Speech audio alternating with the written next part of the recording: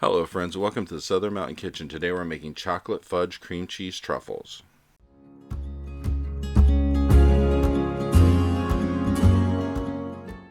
So the other day I wanted to come up with something kind of chocolatey to make, and I wanted a good truffle. So I played around with this until I got the recipe you're about to see, and it turned out really great. So in our large bowl we have 1.5 packages of cream cheese, and in the mixing cup I have a cup of chocolate which I'm going to melt in the microwave. And when you melt chocolate in the microwave, just do it 30-second bursts until you get it melted down and can stir it up. Then in the original large bowl we are adding 1/4 of a cup of Hershey's syrup. Now the cream cheese that's in that bowl is at room temperature. We want to bring that up to temperature before we try mixing it so that way it's smoother.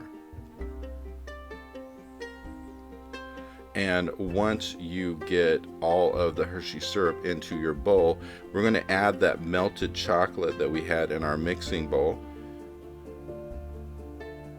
And go ahead and scrape all of that out. And once we get this all in, we're going to give it a little bit of a mix to try and mix up these ingredients first.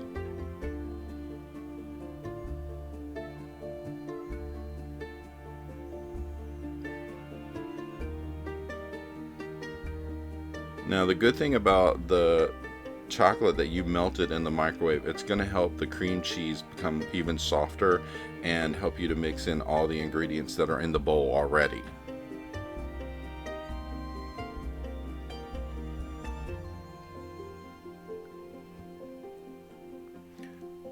Now this is going to take a little effort to make the cream cheese mix into it completely. Then we're going to add 1/4 of a cup of cocoa, and then we're going to add 1/2 cup of powdered sugar.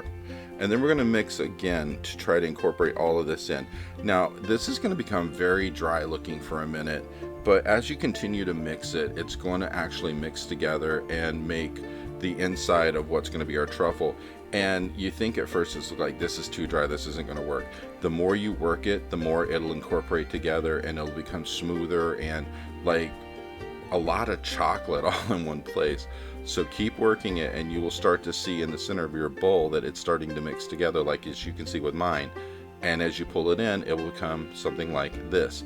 And once we get this completely mixed together, we're going to put this in the fridge for at least an hour or so to thicken it up, to make it harder to work with by hand. Now we're going to start off with another bit of chocolate that we're going to use for the outside of this. So we're going to use at least 2 cups of almond bark chocolate. And if you want this to be shiny on the outside, you could add a little bit of coconut oil or regular oil to it, like vegetable oil. And then you're going to melt that in 30-second bursts like we did with the first.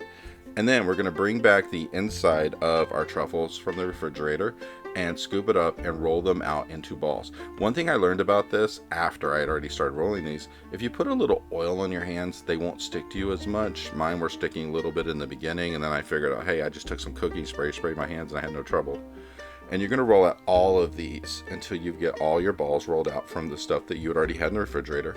And then we're going to dip them in the melted chocolate that we ran through the microwave just now from the almond bark. And once you get them completely coated, you're going to bring them out onto some parchment paper and let them sit till they harden up. Now one thing about these, once they're done, you're going to need to refrigerate them. You don't want these just sitting on the counter because they do have cream cheese in them. But these will last in the refrigerator for a few days, which is really great. And well, in my house they didn't last a few days because they were heating up that quickly. So go ahead and work your way through all of the different pieces that you rolled out and get them all coated with your chocolate and just let them sit, and you are pretty much done with this.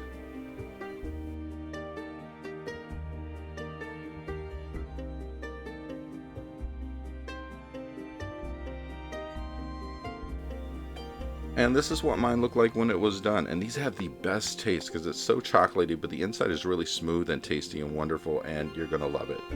I hope you liked this recipe. If you did, please like and subscribe. And if you get a chance, check out my cookbooks, which are available in bookstores worldwide. The first is about everyday cooking. The other is all about baking. I hope you have a great day.